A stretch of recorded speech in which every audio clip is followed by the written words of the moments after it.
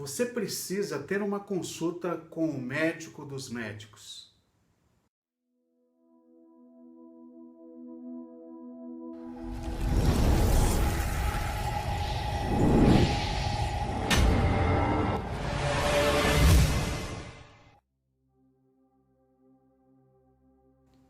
Se você estiver doente, é óbvio que vai procurar um médico, porque o médico é o profissional especializado que você irá precisar.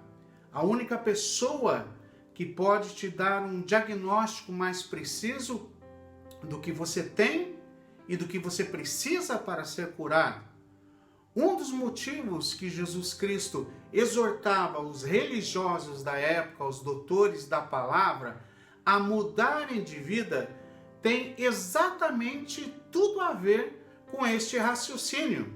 Lá em Mateus 9, versos 11 a 13, diz o seguinte: vendo isso, os fariseus perguntaram aos discípulos dele: por que o mestre de vocês come com publicanos e pecadores? Ouvindo isso, Jesus disse: não são os que têm saúde que precisam de médico, mas sim os doentes. Vão aprender o que significa isto: desejo misericórdia, não sacrifícios. Pois eu não vim chamar justos, mas pecadores. Queridos, Jesus comia com os pecadores porque eram eles que precisavam reconhecer o caminho do arrependimento.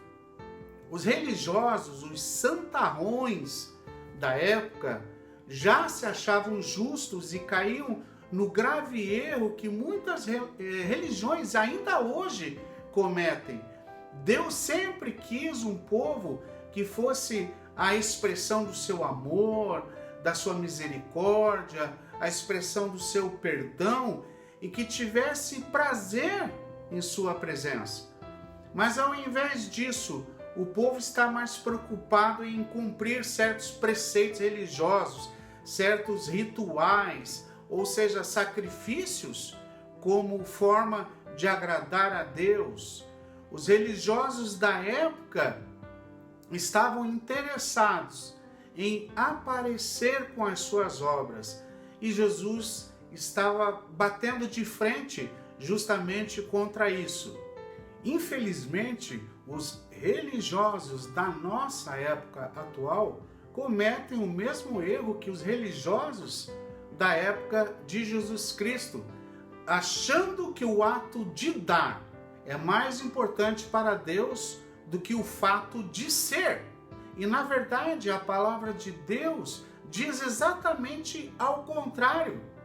Nós precisamos ser misericordiosos, sermos amorosos, sermos pessoas que perdoam, ao invés de não sermos nada disso e acharmos que um simples ritual religioso, uma aparência, irá nos levar a Deus, que irá nos deixar livres da culpa, do pecado e através disso conquistarmos a salvação.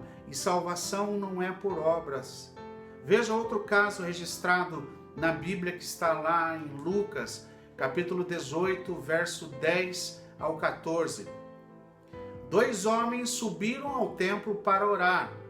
Um era fariseu e outro publicano.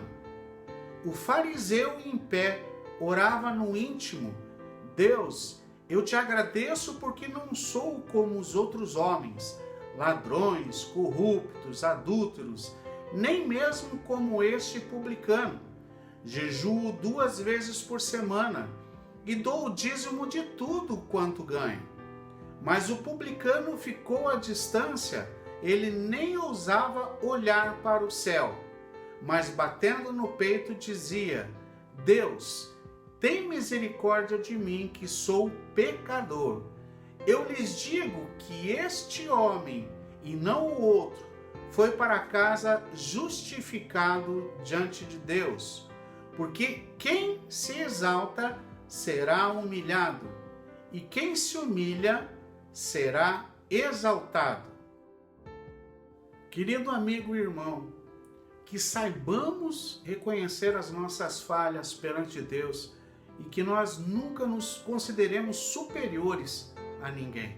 Não fique se achando melhor do que qualquer pessoa pelo que você faz, se justificando a Deus pelas suas obras, mas seja humilde, sem uma falsa santidade, para que Deus te exalte e não os homens.